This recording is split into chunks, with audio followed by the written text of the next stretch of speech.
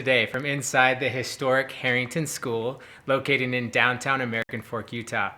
My name is Spencer Stevens. I am the Vice President of Harrington Center for the Arts, a nonprofit organization. Our organization is working to remodel this old school into a community sharing arts center, which will include visual and performing arts studio spaces, gallery, and performance spaces. To learn more and to make a donation to this effort, you can go to harringtoncenter.org or even to our Venmo, which is at Harrington Center. We're excited today to be hosting Sentient Academy and Erin Meads for this live from Harrington. Erin just released a new figure drawing book, and she'll be taking us through a figure drawing session today. So let's turn the time over to Erin. Thank you so much. Thanks, Spencer. I'm excited to be here. This is such a great space. And what I thought that we would do today is basically just have a drawing session. So like if you were in a class that I taught or we were drawing together, this is kind of what we would do in an hour. So most of these poses are going to be quick poses. Basically anything under 20 minutes is kind of what I have termed the quick pose. We'll start out with 2-minute poses and then kind of just progressively get a little bit longer and longer from there. And we may take a break here and there to talk about some different elements of drawing, but mostly we're just focusing on gesture today, which I consider to be the most important part of figure drawing. Getting the gesture is basically just capturing the essence of the pose or the most essential, okay? So in 2 minutes, that's what you're trying to do, is just capture the most essential qualities in the subject. So I think we'll just get right to it. We're drawing from photo reference today. It's always such an amazing experience to draw from life when you can, so I would encourage you to do that, to draw from life when you can. But photo reference is a great reminder. That's what reference is to remind us what it's like to have, a live model in front of us. So that's kind of the mindset that we're going to have as we work from this photo reference is, what would this pose look like if I did have a live model in front of me? And also, the other thing to think about is we aren't trying to copy this photo reference. Like, that's not the idea here. In these quick poses, like I said, we're going after what's most essential and what's most important, so you're not going to be able to capture everything in this pose, and you don't want to. Like I said, you just want to capture what's most important. And so yeah, again, we're not copying, but we're just trying to understand. We're trying to understand the figure better, and how to draw it, how to communicate. So we will start out with pose number 1. Hold on, let me.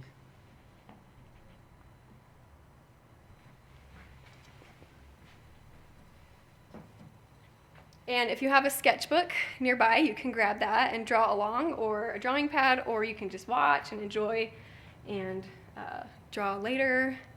It's up to you. Okay, so it looks like we're good to go. This pose is going to be 2 minutes, okay? So.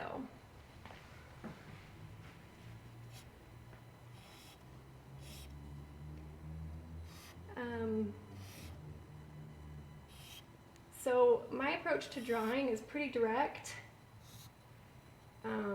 As you can see, there's not a whole lot of sketchy lines.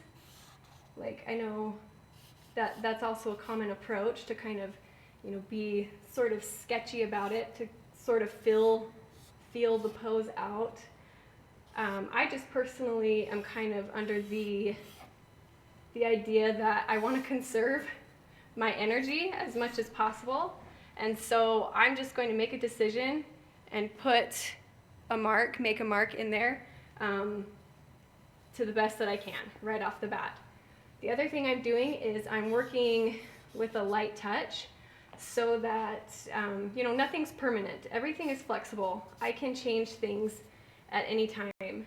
And that's kind of just comforting to know that, like, it's not permanent. I can put something down and move forward. and just keep going. I do try, if I can, to get at least some indication of the face or the facial features, just because it gives it a little bit more of a personal touch, personal quality to the drawing. So, I mean, that's not a lot, but just at least some kind of indication of a face. So right here, I mean, we've used 1:45, and I feel like that's at least, you know, the major feel or the main, you know, idea that I wanted to get across in this pose. Okay, so that's 2 minutes. What pencil or tool do you use? So this is a General's charcoal pencil. It is 4B, which is extra soft, I think, or maybe just soft. And then I've just got it in a pencil extender. I don't know, I kind of just like the weight of it on my hand. I kind of like that. The other thing about materials, so while we're talking about materials, you can see that I've shaved down the pencil right here, and then I've sharpened the tip. And then this is just kind of like my little trick, but I angle the tip kind of at the top, if you see that, just because it gives me like the ability to make these soft but confident marks, and then I can simply twist it around and then make some really fine, like delicate lines from there too. So yeah, I also use the Conte brand Conte pencils as well. I do the same thing. And the only difference with the Conte is it's maybe a little bit, I'm not exactly sure how it's made up differently than the charcoal, but it's a little bit waxier, and so it doesn't smear quite as much as the charcoal. Like the charcoal, you can really get it to smear. And so both of them have like their advantages and disadvantages. Sometimes it's nice to use the Conte to really like force yourself to make a decision and then move forward with it, so that you're not like wanting to erase it. Kneaded eraser is always good to have as well. And then I've got some white. This is just a white pastel or a white charcoal that you'll see me use as well. Okay, so we'll go on to pose number 2 here. We'll do 2 minutes as well. Okay.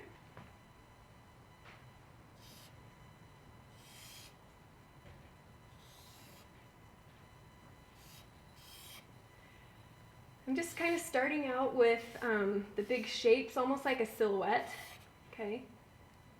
I find that if you can just get like the main silhouette down quickly, it takes care of a lot of the like proportion issues that you might have otherwise if you start from just going from one feature to the next. You know, working general to specific is a theme, you know, that I like to have in drawing and painting, really. You know, work big to small. So from here, we're just using whatever time we have left to only include what's most important about this pose. So, you know, you don't even really mess with the stuff that isn't necessary. Are you squinting your eyes as you draw this gesture? I mean, kind of, yeah, kind of. I squint my eyes to see value. I'm not really concerned about value too much at this point, but I sometimes squint my eyes just to see this big shape too, so that I don't see everything else. So it's kind of like forcing yourself to not see in a way, so that you do just see the big, you know, the big shapes and what is most important. And sometimes squinting your eyes can help you see those big shapes, like the hair, you know. This is all a big dark value. So sometimes I'll squint down for that. I'm gonna go in with my white here. Just add, got like a couple seconds left. Just on plane changes, especially near bone, If you can add, I don't know if the white is showing up on the camera, but Yes. yeah, but that kind of just, what the white does is it tells you where bone is close to the surface. It shows plane changes, and then also it gives it more attention. So like, this is where I want the focus of this pose to be, not say over here or over here. You know, it just gives it some more information. So Elliot has a question. Yeah. How does practicing quick gestural drawings translate into creating a finished work, drawing or painting? That's a good question. So quick poses are so great because you learn so much from them. You are exposed to a lot of poses in a short amount of time. So you get, like, you're adding to your, I guess, your visual reference bank every time you do a quick pose. And what you learn by doing several quick poses is how to refine, like, your decisions and really understanding, like, what's most important to include in a drawing or in a painting. That's really what drawing is for. Drawing is this unique opportunity to just get in there and study the figure. And yeah, I hope that kind of answered that question. Okay, so we'll move on to the next pose. This will be 2 minutes as well. So here we go.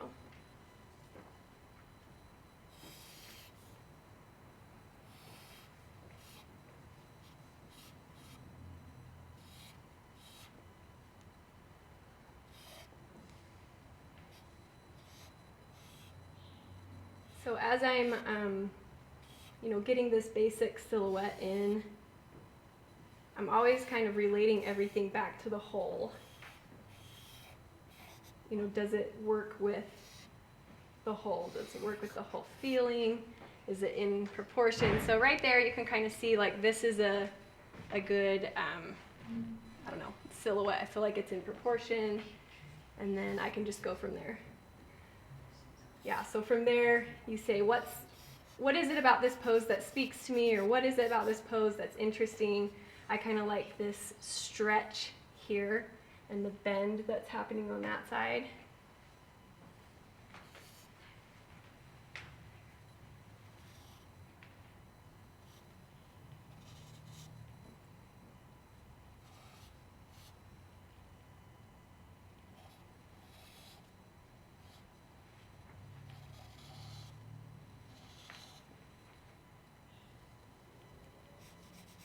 Try to get indication of the face a little bit in here. Ponytail. When you get into the facial features, you always want to keep it soft, especially like if the head is at a distance, like this is just kind of a small head. We don't want anything super sharp in there. Just want to keep it soft, but just indicate that there's a face in there. So I only have a couple more seconds.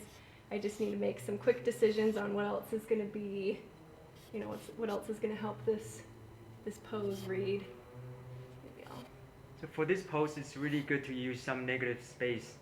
Yeah. To kind of create that gesture, right? Yeah, and you're kind of, in a way, gesture drawing is sort of like shorthand, or like just including a bunch of these symbols, right? So that negative space, like, that's just a shape, right? A triangle, but it symbolizes that there's space. Or like if you saw how I kind of just went in and did these wrapping lines, that indicates foreshortening, like this elbow is going back there.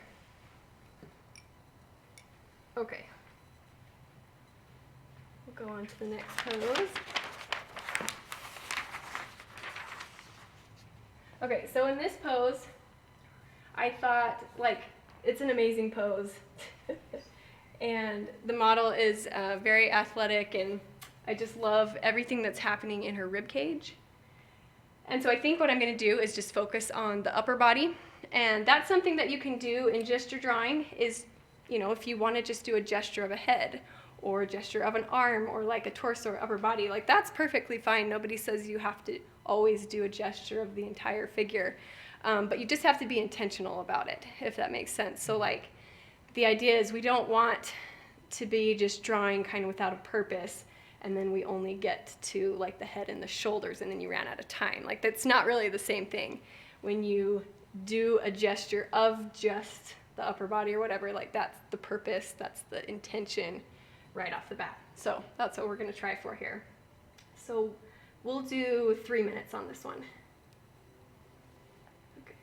Do you have any tips for beginners just to, don't get pressure into the time constraint, but like you said, be purposeful of your drawing? Yeah. And what else? I mean, it's tricky. Like, a lot of beginners, it's hard to look at the figure, and I think the hard part is to figure out what it is that is important enough to include, They just look at everything, and it's so complex. Like, how am I supposed to get all of this information down on paper? Well, the answer is, like, you're not. It'd be impossible to get all of the information. So I guess just figuring out, or just practicing what is the most important part of each pose, and then just going there, realizing that the purpose is not to get a perfect copy. You're not supposed to get everything in each pose, but rather, just what's most important. And a lot of this marking you're making, do you talk about those in your book, just so we kind of will be able to decipher what you're doing? The way I make my marks? Or those little symbol things? Yeah, uh-huh. Okay. Yeah, I think I talk about it in the book. A lot of that is like, I think it's also kind of personal. Like, when you understand, when you understand planes and plane changes and bend and stretch and all of these different elements, like, you kind of create your own symbols and your own way of doing this, which is actually really neat. It's kind of like when you learn how to take quick notes. Like, a lot of people, they take those notes in press conference or whatever. They will make a lot of symbols to represent a lot of things. And in a way, we're doing that, right? We're trying to capture a long speech in just the essential markings. Right, exactly. Yep. And then the more time that you have, like if you had 5 minutes for this pose instead of 3 minutes, the idea is to just keep on strengthening it, keep on clarifying it, but at least you've got, right from the beginning, you've got kind of the main idea and the main focus. So right now we can pay extra attention on what is different between the 2 and 3 minute pose and see how much more detail you're able to add on top of it. Yeah, and there actually is quite a bit, I feel Yeah. like, just even the 1 minute. I said I wasn't really going to get into the feet, but we'll just kind of put an indication of what she's doing here, kind of like that thrust forward. So if I had more time to work on that, so that's 3 minutes, but if I had more time to work on it, I would already have kind of a structure, the foundation. All right. Go to the next pose. Kai is here watching. Oh, nice. Yeah, Awesome. just a shout out to Kai. Hey, Kai. Okay, so this pose, we'll do 3 minutes. Here we go.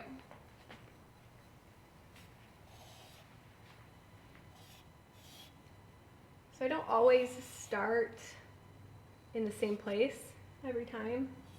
Like, every pose is different. Every pose kind of speaks to me in a different way, and I think that's important to know too. Like, there's not really a process for doing this. There's not a formula, I guess I should say. There's no right or wrong way to do this. There's definitely like tips and suggestions, and there's these elements that I present, like in the book, I'll present today, but really there's no one way to do this. And drawing is pretty personal too, right? Different people that have a different way to draw, and that's kind of how you create different, say like artistic voice or whatever. It all depends on your way of capturing the gesture or the information. Yeah, well, and even just like what you choose to include, Mm-hmm. you know, like, so I said, you know, a gesture should be what's most important, right? Well, what's most important to you might be something different than what's most important to me. So it's, you know, it's figuring out what it is that you're interested in. And that's what, you know, when people ask me like, well, what is most important in a pose? Like where should I start? Where should I spend my time in a pose? You'll learn that the more that you draw, and also it's what's most interesting to you. You know, if you're in a drawing session and you are in a spot that's just not really inspiring, like you're not super inspired by the pose, like get up and move around and walk around and see, find a better view, I guess is what I'm saying. Find something that interests you to draw. Like I'm really drawn towards foreshortening. I love foreshortened poses.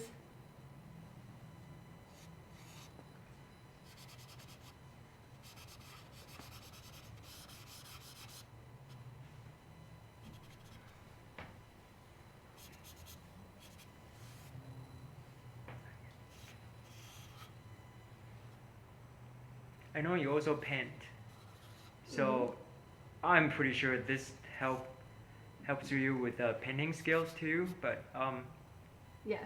I'm just trying to make that connection because I personally I don't spend a lot of time drawing, and I'm suffering from that. So what drawing really does, they're two different languages for sure. Drawing just helps you see. It helps you learn to see, and in fact you'll end up changing the way you see the more that you draw. And the more that I'm talking about, the more that you get better at pinpointing what it is that's most important in a drawing. Like that's what translates into painting. That's what will help you in painting know what to include. You know what's most important in a painting as well. So that part is the same, even though they are two separate languages. Okay, so that's all I got in 3 minutes. Obviously, like, I didn't get into the legs here or the skirt or even in the torso, but I got into the arms, and I feel like you at least know like what's happening in this pose. If you just looked at it, you'd have a pretty good idea of what's going on. Okay, so maybe we'll do one more and then talk about gesture a little bit more.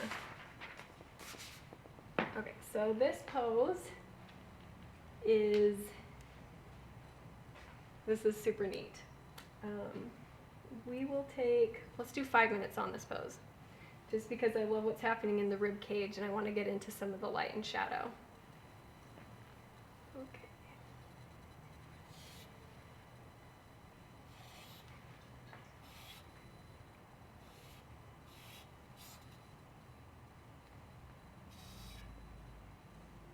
Drawing, as you draw more and more, you're really accumulating your mileage, and you can see the improvement and progress, right? Oh yeah, for sure. See, we both went to school at the same time, and you never quit, and I can see so much more improvement. Or you're just professional now, but back in the days, you're just a student. But I think that's the good part to know. As you practice more and more, and just keep doing it with a purpose, you will see your skill improve. Right. Well, and that's the other thing. Like, I feel like anybody can learn to draw at any age. Yeah. Like, you can learn to draw. And where I felt like my kind of acceleration in my learning happened was when I learned a couple of these elements that we're going to talk about, and then just really I went into every drawing session with the intent to just learn more. I wasn't necessarily there to produce a lovely finished piece of work. Like, that was not my intention. It was more to just go to these drawing sessions, so I can study and so that I can learn. And I felt like when that motive, and maybe most people do have that motive, I don't know, but when my purpose for drawing kind of shifted to that mindset instead of, oh, I have to, do these drawings for my portfolio and I have to get better, it took the pressure off like crazy. Like the pressure was gone and it was just fun. Like drawing was so enjoyable. And so I feel like that's really important too.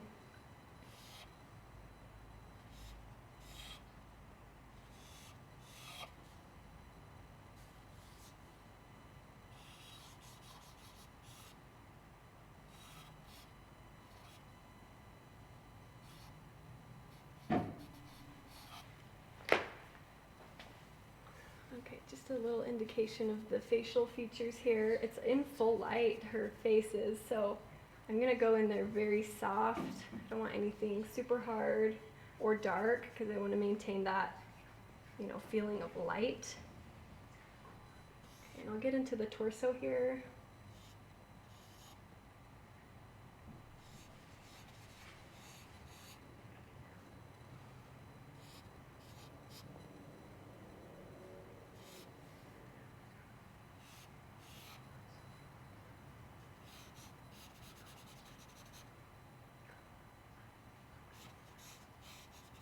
Okay, I have a little bit more time in this pose because it's 5 minutes.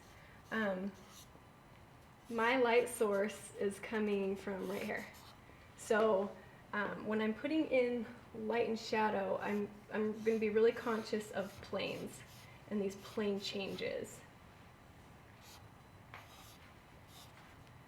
So this whole top of the torso is in light. I'm actually going to use my white chalk to demonstrate that. Like this whole top plane is in light, okay? And even into this arm, that's light. And then you can see that her, rib cage underneath the breasts, it begins to go under, okay? So that's a plane change. And you indicate that just with that value shift.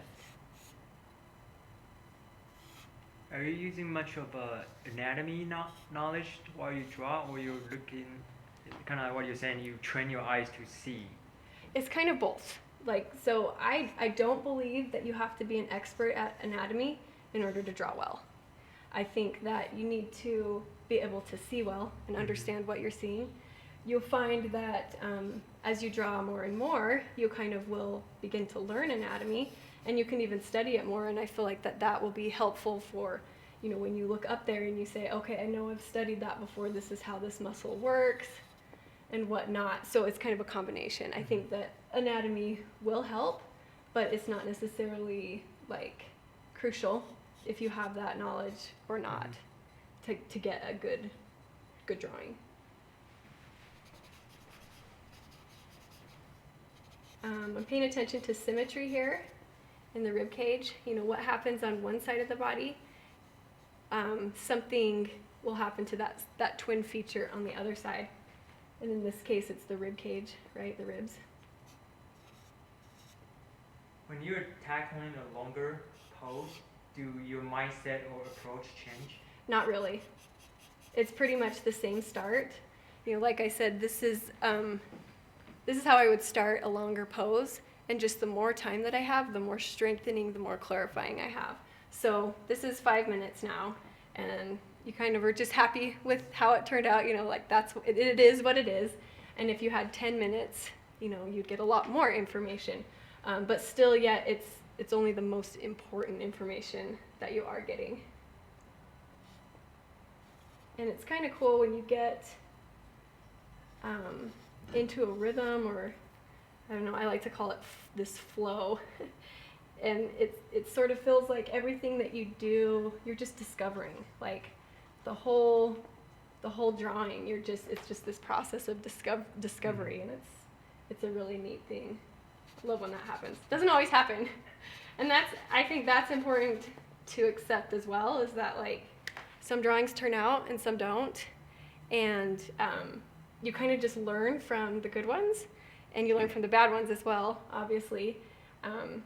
But to just kind of be content and be happy with where you are at this moment. And as long as you are applying the knowledge that you have at that moment, like that's all that you can give. So don't be too hard on yourself. right, exactly. That's part of the artist's life. If you look at professional artists like Michael Malm or Brian Mar Taylor, there are a lot of paintings that didn't turn out to be 100%, and they have a stack of paintings sitting in the back, but that's how they get better, because they just keep going. Right. Yeah, and like what you'll find is that exact thing happens in drawing, that you know, when you start out, you'll have a lot of poor drawings, you know, like really a lot of poor drawings, but you'll have a few really good ones, and you save those good ones and you learn from the bad ones. And the more that you draw, that number will kind of shift, and you'll have more better drawings and less poor drawings, you know, and that kind of shifts. And even, you know, after you've been drawing for a really long time, you still will have those bad days and those poor drawings. But the hope is like, well, you just won't have as many of them. So, okay, so I kind of wanted to just talk about gesture real fast before we do some more kind of longer poses, well, relatively longer poses. We talked about what a gesture is, right? It's just the essential information. Like that's all that a gesture is. So whatever you need to do to communicate what's most important about a pose, to capture that essence, like that's where you go to first. But then now we're going to talk about like, well, how do I actually do that? And one of the ways that we do that is with bending form. Okay, paying attention to bending form. So this is an element in drawing that was pretty crucial in my development, honestly. If this is my simplified version of a torso, you know, straight on, this idea of bending form, or the bend and stretch, is that when one side stretches, the other side bends, okay? And when that happens, these shoulders will tilt and the hips are going to tilt, okay? So it ends up looking something like this. Okay, so you have a stretch side. This side of the body is letting go. It's just letting go. And then this side of the body, what happens is it doesn't curve like this. It doesn't mirror that other side. It actually bends, okay? And you'll see these fold marks. Okay, those are really important. That's telling us that something is happening, that there's contracting and bulging, and there's activity right here. Okay, and the features will kind of line up. Everything will point to that crunch. Okay, and this side lets go. This side stretches out. So it's a really basic concept, but very applicable if you, you know, continued the figure on down here. By knowing which side is stretching and which side is bending, we know that this side of the body is going to hold more weight, okay? And when that happens, bone pushes closer to the surface, and you can use your white to show bone, right? Okay. And the other thing that happens is you'll get more bulging muscles, more activity, okay? Where as opposed to like this side of the body, this is letting go, so it's going to be more relaxed, okay? So kind of just helps you make your decisions if you know that this side is stretching and this side is letting go, or this side is bending. All right, so let's go ahead and move to the next pose. Get that one. Okay. All right, so I think we'll do 5 minutes on this pose and see where we're at after 5 minutes. It's always a good idea before you just get in there and start drawing to have a plan, somewhat of a plan of action. You know, even if it's only a couple of seconds, like look at the pose and say, what is it in this pose that's interesting to me? I mentioned before, like foreshortening is something that I'm drawn to. Like I love drawing foreshortening, and so sometimes that will be what this pose is about for me, or maybe it's the weight, how they're really distributing the weight, or maybe it's a stretch.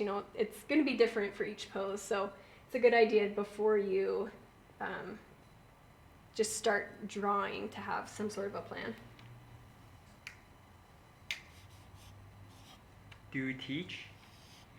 Do I teach? Mm-hmm. I do teach. So I teach adjunct figure drawing at BYU, sometimes depending on their needs, and also working on actually an online teaching platform. Yeah, that hopefully I can get my my course out. It will be on figure drawing on the quick pose, so that you can learn from it. We're working on that. Yes, So that's my project right now. I'll make sure we'll keep that on track for you. Yes. I know people are waiting. Well, I just see it's just so valuable, like in my development as an artist, and in yours, like we had to travel places to study with the people that we wanted to study with, right? Like, and that costs money and it takes time, and not that studying online won't, but it's just it's more convenient, or it's very convenient.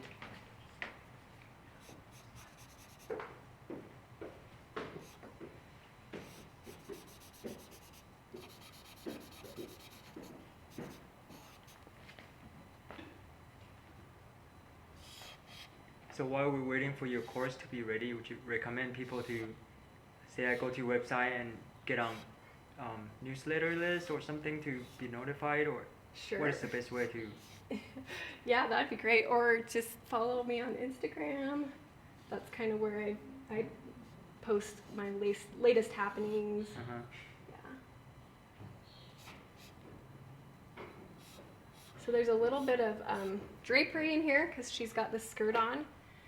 These are little pipe folds, or little drop folds.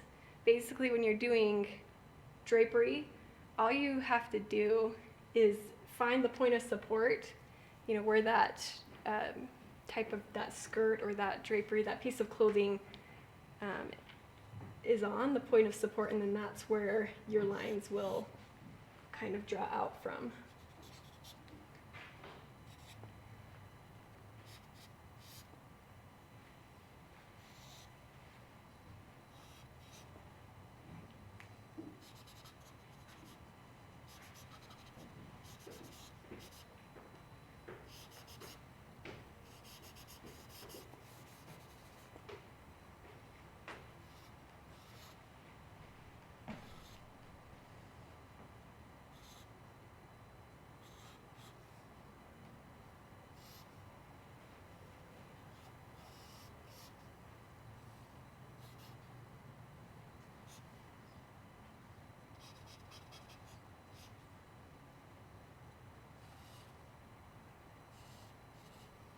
The further you get into a pose, you'll find that the gesture kind of gets eaten up. Like this first pass, it kind of gets eaten up as you continue to strengthen and clarify the pose, the drawing.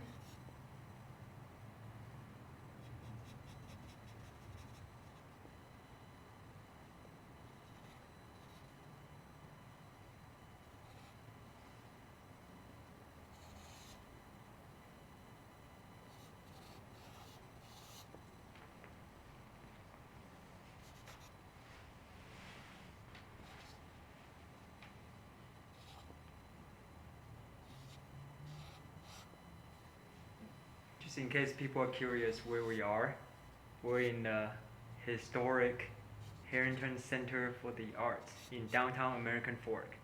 So if you guys drive by Main Street and you see Alta Bank, look behind Alta Bank, you will see this huge, amazing building. Stop by and just kind of check it out outside, or follow us on the website, Instagram, to see, there'll be a lot of activities going on, live streaming from here. On Saturdays, there are music, concerts, and just, it's a huge project. we're working on here. So as you can see, this hallway, it's beautiful. These are all original woodwork, original building, over 100-year-old original school building. And guess what we're gonna do with it? It's for the arts. That means you artists out there, this is the chance for you to voice your interest, support, and all of that. Things like this don't happen every day. And most buildings, they get restored for other reasons. But we have a great non-profit organization behind this project to make sure this project, this building is actually going to be restored for arts. So when you see something like this, I'm getting chills because when I saw this building, that's what came in my mind is this is gotta be for the arts. So we're very fortunate to have Spencer, Samarisa, and a lot of other sponsors, great organizations, and people behind this project making things happen. So I just want to make sure you guys take your time to follow this project and show your support. Yeah, this is an incredible building. It'll be filled with performing artists, visual artists, musicians, once this place is back to life. Just imagine. Yeah, it's gonna be cool. Okay, I'm about out of time on this pose. One thing I wanted to mention, though, I get asked a lot about line quality. How do you improve your line quality? So line quality develops as you develop a sensitivity to what it is that you're drawing in particular. So whether it is bone or whether it's fat or muscle or tendon, each of those forms has a different quality. So bone is very quick turning. The way that you would draw bone, would be different than how you would draw like a fleshy form like the belly or the leg or something like that. So that's really where line quality is developed. It's when you work on developing this sensitivity to the form, to figuring out what it is that you're actually drawing. Right. Let's see, how much time do we have? Okay, let's go ahead and do this one. Is that all right? Okay, so I love this pose. I thought that this will probably be like a 5 to 10 minute pose. So I really want to get into her arm there and the leg that's extending. If you're able to, while you're drawing, Yeah. can you kind of give a few tips on photographing your model? Sure. You want to have good light and shadow definition and all that stuff. Yeah, so typically you want a direct light source and a singular direct light source. Although drawing from multiple light sources is kind of cool too if you keep track of everything. But to start off, like you're always going to be in a good place if you have a singular direct light source. And then you typically in drawing and in painting, you don't model in the shadows much.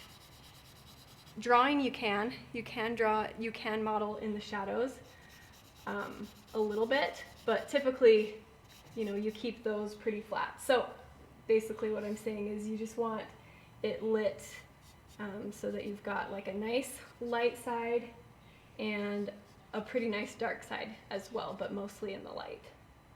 That's where everything happens, is the light side. Important stuff. So I'm taking a few minutes here probably to just get this head, because like I said, I just try to get at least indication of what's happening in the face. It kind of just gives it more of a human quality, more personal.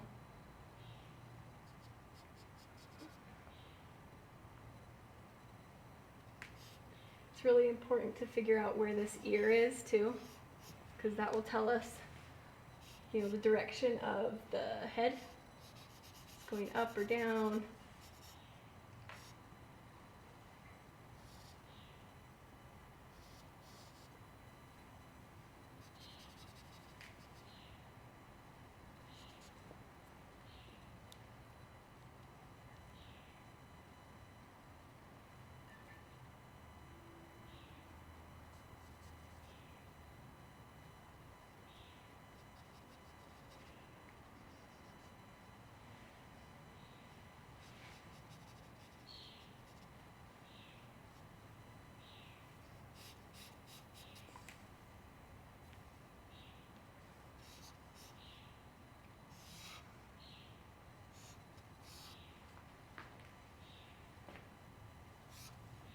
I don't see you measure much. So a lot of people they think artists that kind of what is it like like they imagine you holding the pencil up and measuring The sight stuff. size Yeah, and plumb lining and all that stuff. But do you Yeah. do that, or you just establish a different habit or Yeah, techniques? I don't measure that Yeah. much. I do when I feel like I have to, but it's kind of like a last resort because so I kind of learned to draw by measuring. Well, I didn't. I probably didn't learn it that way. I just maybe got a little too carried away with the measuring at first, and it turned into more of this mechanical process for me, where I was just Yeah. I felt like I was just measuring everything, and it kind of took away the enjoyment and like the intuitive The nature. organic Yeah. feel. Yeah. And so I kind of found a different way, this more direct way, where you learn to see it by eye.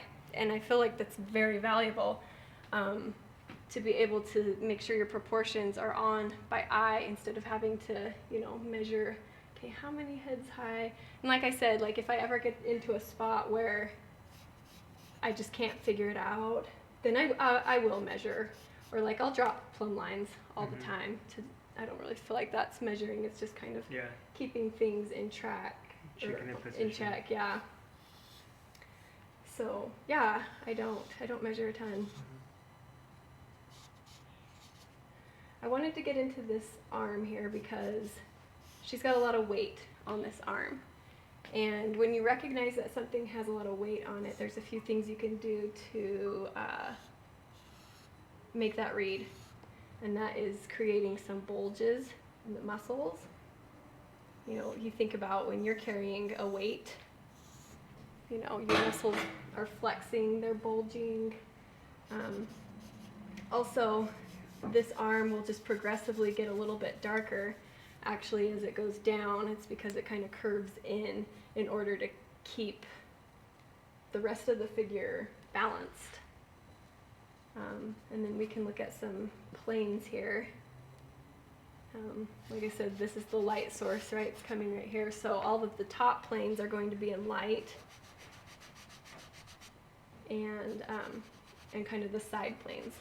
All the planes that are like basically perpendicular to this light source, those will be the most fully lit. So there's actually a plane here, one that juts out right here. So you can have fun with those planes. The down planes are in light still, but they're not as bright as the top plane, but they aren't as dark as these shadow planes either. These underplanes and these opposite side planes. So drawing is really fun when you get into it, where you can just pay attention to all of these plane changes and observe the muscles and the forms. So I'm going to go in here. I see, here's that bone. Like I mentioned too, whenever you see pushing close to the surface, that also indicates weight. So that's what I want to do. The hand is in light. It's a flat surface there. So this is a plane change, right? Some plane changes in the knees as well. And then some shadow planes here.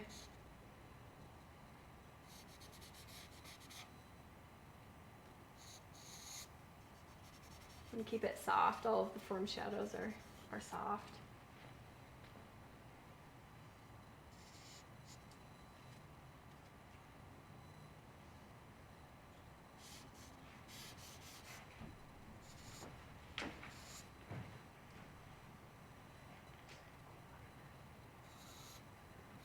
Like I mentioned before, like nothing is permanent. We're drawing in a light enough touch that you can make changes wherever you need to. I'm really paying attention right now to texture, the surface quality, the line quality that I had mentioned before. This is muscle. It's flexing muscle, this quadricep. Okay, and then there's some bulging happening in the knees. This is skin. That's a little bit softer, right? And there may be some bone here, but mostly skin. And then it turns into this shin bone, which is going to be really hard and delicate, and thin.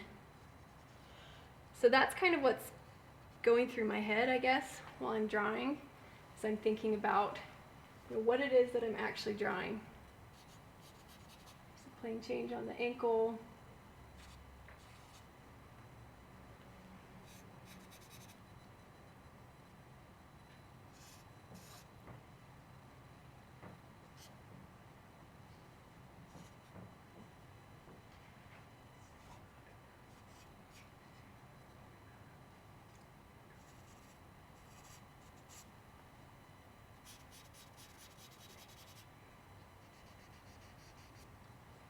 I can get in here with my white as well.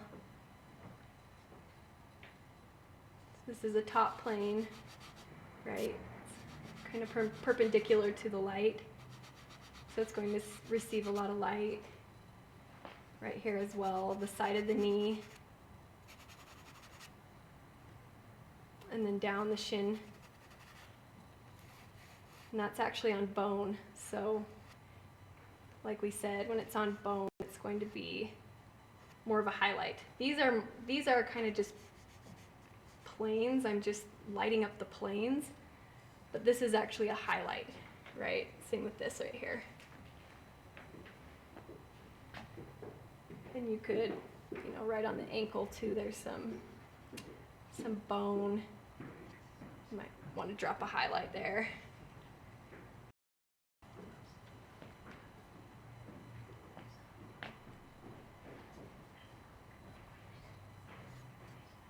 Because where hair attaches to the skin, it's really important to keep that soft.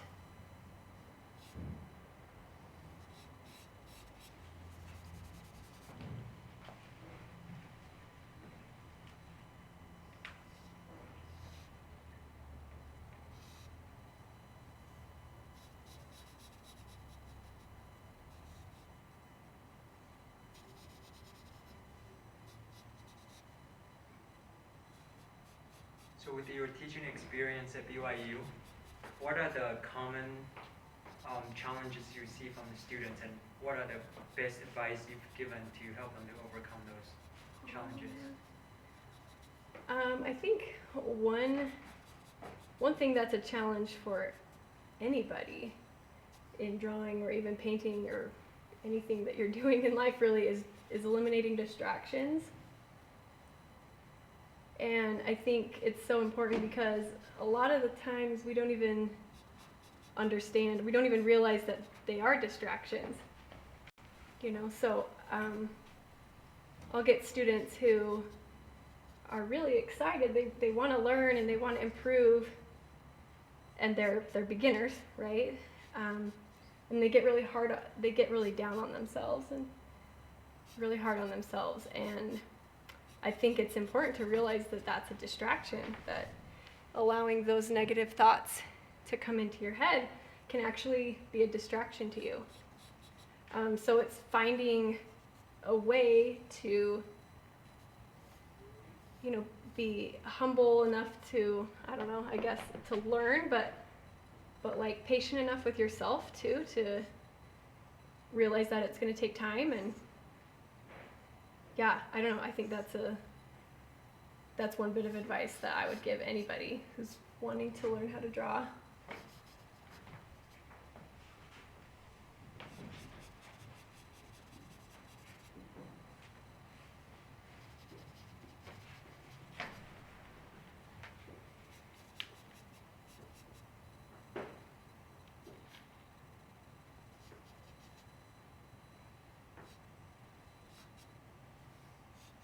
Okay, so I'm mostly just like paying attention to shadow shapes here. When you separate light and shadow, how do you simplify or almost like just make your judgment call to say that is Uh-huh. Well, the dark, cash shadow is easier, but then the mid-tone, where you find that separation line, like, is there any tips on that? Yeah, you're right. You kind of just have to make a decision and then just be consistent about it. Distinguishing, what is light and what is shadow. And I think paying attention to those planes, the plane changes, really understanding the light source, where it's coming from, can help you make those judgments. Like, the cheek here, you kind of squint down and it's not quite as dark as this shadow, but is it shadow? Like, which side, which family should I make this a part of? And you kind of just have to make the decision. And you simplify it, right? It's not like you get in the whole 10 scale, value scale. You're simplifying down. Yes, exactly. Simplification is like the name of this game, right? Yeah. Yep. That's exactly what you're trying to do. I'm going to get in here and get some planes lit real fast. The top planes mostly, and then from the side too, these side planes are lit. So the ear is going to do the same thing as the nose. So if the front plane of the nose is lit, then the ear is going to be lit too. Kind of just a trick. So time is almost up, but we need more. Yes. This is the best. Drawing really is the best. So just drop these highlights on the bone where the plane changes are happening, and we'll call it good. Thank you so much for being here today. No problem. Thank you for having me. Okay, we have your website, Instagram, Harrington Center, all the links down below. So don't forget to check it out. And what is your book called again? So it's called The Quick Pose, and it's actually the second edition. It's the same book that I published about 5 years ago, but it was just picked up by a publisher recently and released about a month ago. So yeah, really excited about that. And basically everything that's in there is my teaching process, my drawing process, and yeah.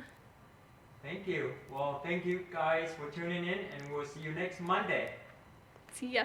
Bye.